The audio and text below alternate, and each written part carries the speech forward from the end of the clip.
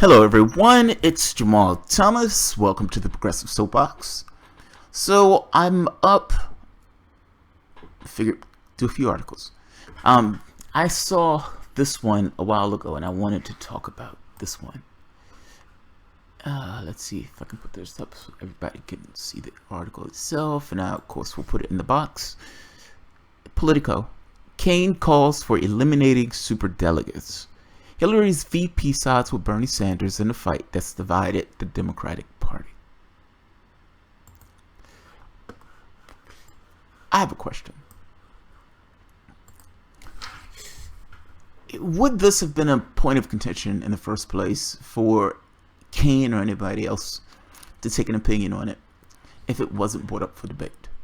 Meaning, if it wasn't something that people just kind of accepted, would this have ever come up as a question? The answer is no.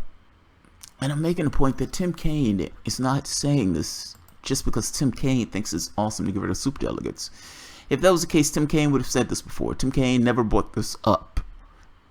Tim Kaine recognizes that, oh my God, we have problems associated with this party.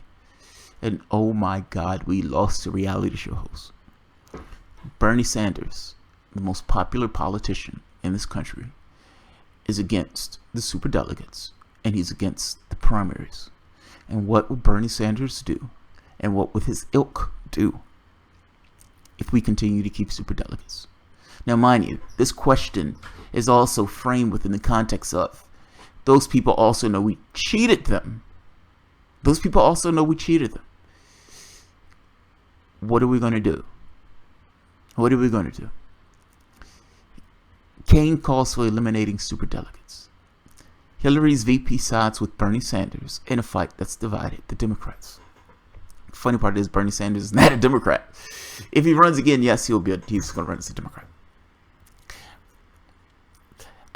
Look, I'm just making this point that I would argue, I strongly suspect that part of the reason that Kaine and maybe some of these other people will come out is because they understand that there's a threat of something else. Meaning they understand that A, people are trying to replace them, and B, people are trying to create other organizations where they want to drag Bernie Sanders into. Now, is it that Tim Kaine believes that these people would walk if they believe that the process continues to be cheated, and if they believe that the process is structurally rigged? I have to be honest. I would say that threat looms. Look, I made this argument before. I'm not going to belabor it because I've done it enough. This thing of you need this kind of third party in order to pull the Democratic Party to the left and keep the Democratic Party accountable. Otherwise, they don't care your capacity to influence that party, unless you have something else that can replace them within the party itself. But your influence is this idea that they can lose. That doesn't necessarily mean that I love it that a Republican wins. But your influence, the thing that undermines their legitimacy, is keeping them out of office. It's not the best thing in the world. It's not the best brick in the world, saying that there's consequences to the Republican getting in office. But it is a brick nonetheless. And I will threaten with that brick. Because, look, I boil this down to you vote for somebody who represents your interests. If that's not them, they don't get your vote. We're not grading on the curve. That's my point. Let me read through the article, just a bit of the article. But good on Tim Kaine. Good on Tim Kaine. I don't care if Tim Kaine is on this point because Tim Kaine believes, oh my God, we need to do something. Or if Tim Kaine just honestly believes we need to get rid of the superdelegates that's rigging the system. I don't care why. I just care that he is coming out for it. Virginia Senator Tim Kaine is urging the Democratic National Committee to end its tradition of using superdelegates, which activists say diminishes the influence of regular voters at the expense of party bigwigs in the presidential nominating process.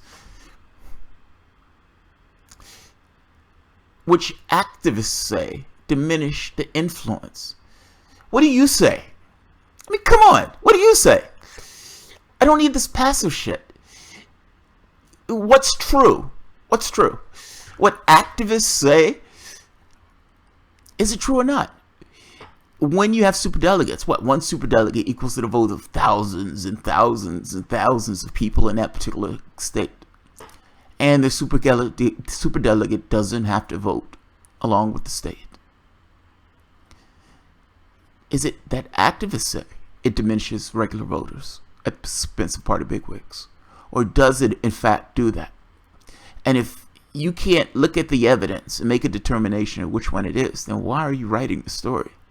This he said, she said stuff, being the passive neutral observer, there are no passive neutral observers. It does do that. I mean, that's not a, well, this guy says it does. No, it does. As a flat fact, it does. If you, as a rational human being, can't look at that and see that, there are problems with you as a rational human being, or there's a problem with the way that you're writing. It's one of them. It's one of them. I can't tell that object, I can't tell if that's a circle. I'm going to say that activists say that that's a circle, and other people say it's not. This guy says the world is flat. This other guy says it's round. I'll let you be the judge. Come on, I hate that shit. It's like, there's some things that are subjective, yes.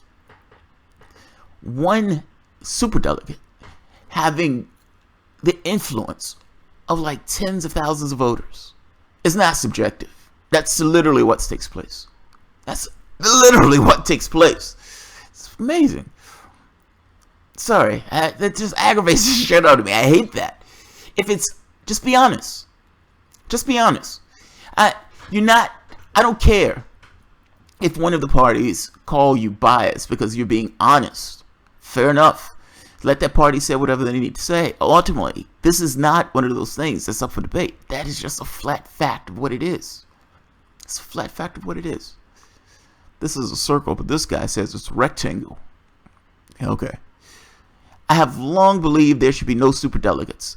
The positions are given undue influence in the popular nominating process and make the process less democratic. Kaine wrote in a letter Wednesday to DNC Chair Tom Perez, according to the copy obtained by Politico.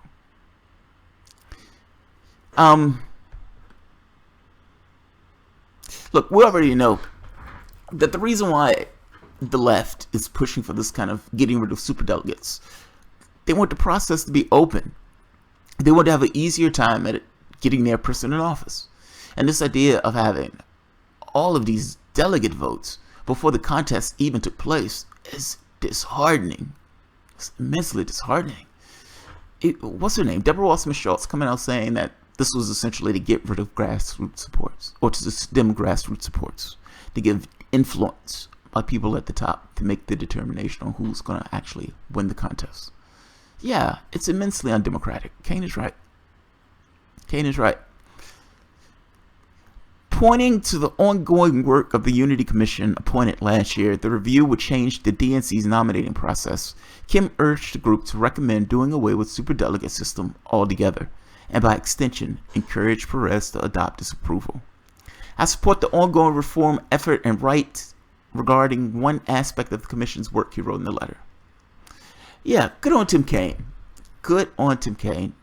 He was Virginia's governor. He was my governor, but I don't necessarily have anything good or bad to say about Kaine. I wasn't paying attention to politics at that point, so I don't know what Kaine was doing. But in this very specific context, good on Tim Kaine. Leave it at that. The article is at the bottom. Thanks, guys.